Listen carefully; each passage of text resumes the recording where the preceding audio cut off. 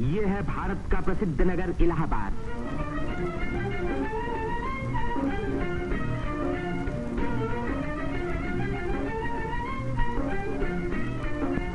यहीं पहल उत्तर प्रदेश में एक विश्वविद्यालय की स्थापना हुई।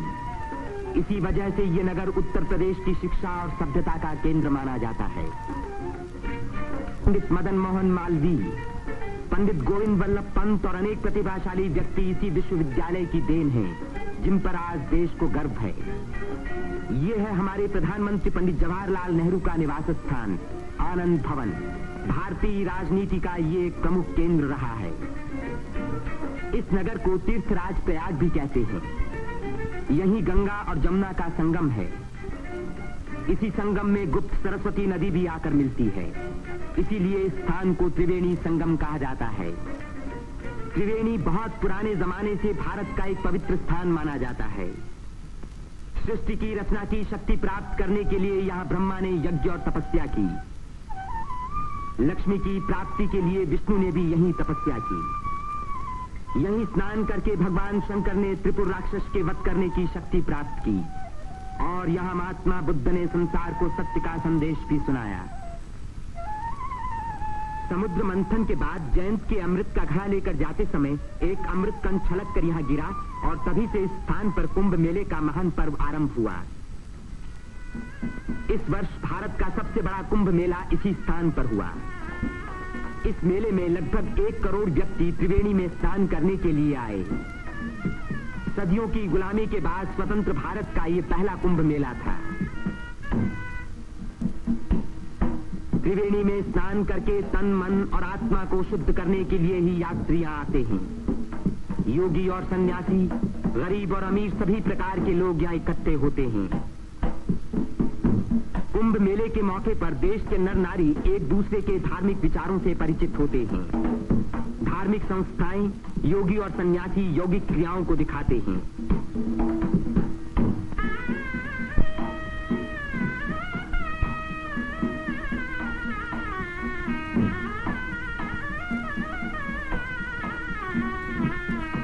धार्मिक विचारों पर तर्क वितर्क होते हैं और देश के गौरवपूर्ण प्राचीन रहस्यों का उद्घाटन होता है।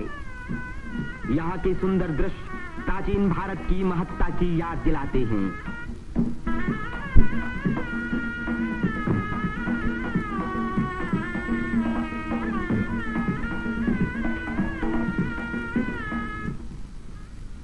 मेले के धार्मिक रूप के अलावा उसके दूसरे दृश्यों में सुंदरता और स्वतंत्रता का रंग चमक रहा था। रंग बिरंगी चूड़ियां, देवी देवताओं की मनमोहिनी मूर्तियां,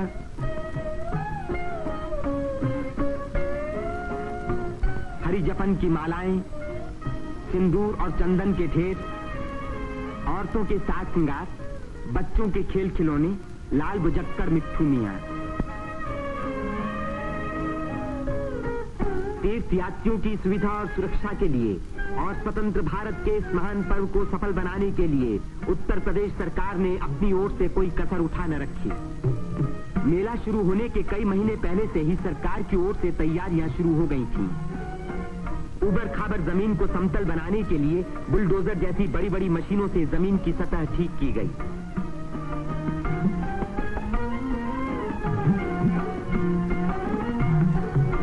गंगा जी ने अपना किनारा 15 से 30 फुट गहरा काट दिया था, जिसके कारण यहाँ स्नान करना असंभव था। बुलडोजरों ने इन किनारों को सपाट बनाया, जिससे तीर्थयात्री यहाँ सकुशल स्नान कर सके।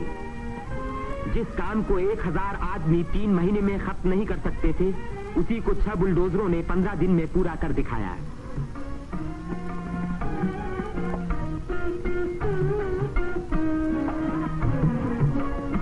फौजी इंजीनियरों ने सड़कों पर बिछी रेलवे लाइनों के ऊपर पुल बनाने में बड़ी मदद की।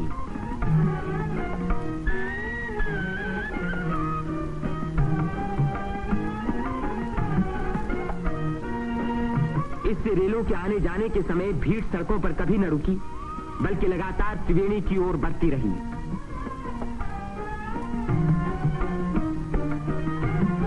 जगह की कमी के कारण ज्यादा लोगों के रहने का इंतजाम गंगा के पूर्वी तट पर झूसी की ओर किया गया।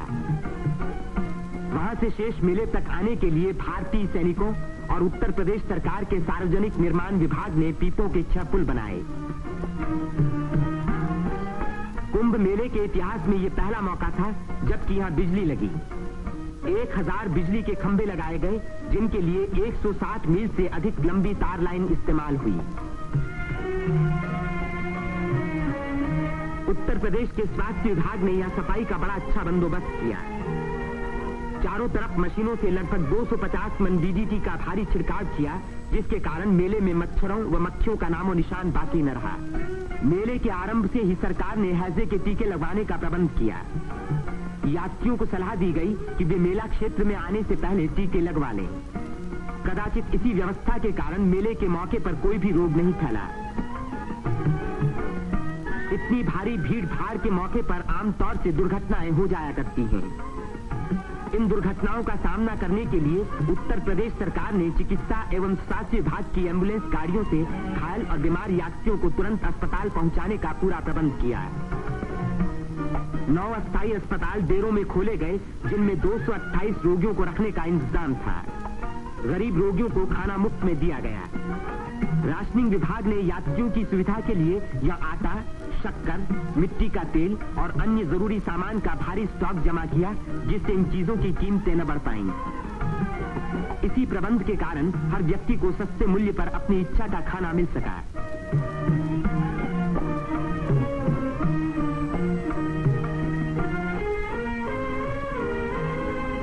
सेवा समिति, अग्रवाल समिति और भारत स्काउट्स एंड गाइड्स जैसी स्वयंसेवक संस्थाओं ने यात्रियों के मार्ग निर्देशन, उनकी सुरक्षा और घायलों का प्राथमिक उपचार किया। पुलिस यात्रियों के संचालन का कार्य करती रही। आने जाने के लिए अलग रास्ते रखे गए।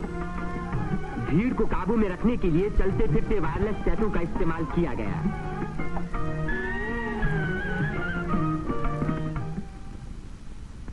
भूले भटके लोगों को खोज निकालने और उनको उनके घर वालों तक पहुंचाने का खास इंतजाम किया गया।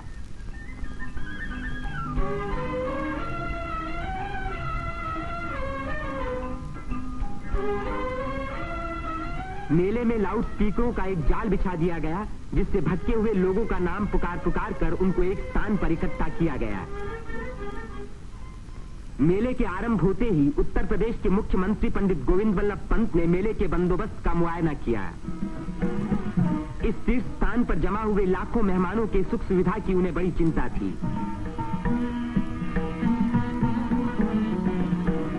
उन्होंने नाव पर सवार होकर घाटों का निरीक्षण किया।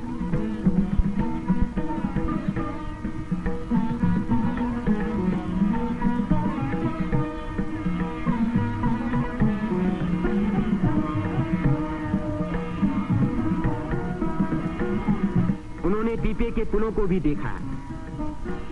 ये अखाड़ा जो ऐसे ही एक पुल को पार कर रहा है, पुल की मजबूती का सबूत है।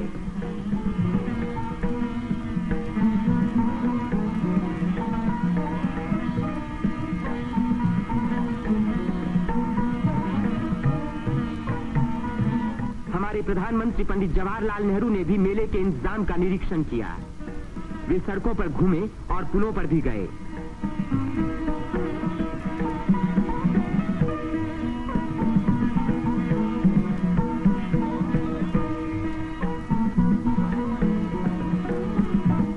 अन्य स्थानों को भी देखा भाला।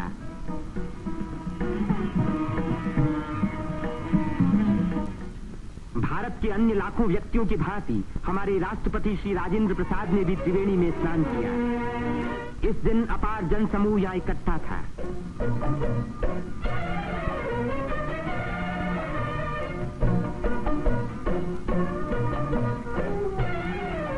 हर घाट पर लोगों की भीड़ स्नान कर रही थी।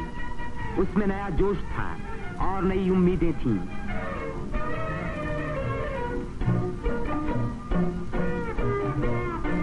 ये दृश्य जाहिर कर रहा था कि इस भीड़ की महान रचनात्मक शक्ति के कारण देश का भविष्य उज्जवल है।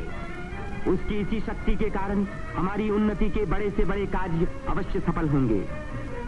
जिस स्थान पर मनुष्य और देवताओं ने यज्ञ किए और भविष्य का संकल्प किया, उसी स्थान पर इन नर नारियों ने आज भारत को फिर से बलवान और सुखी बनाने की प्रतिज्ञा की और भारत की स्वतंत्रता को अमर रखने के लिए अपने शरीर में एक नए प्राण को जन्म दिया।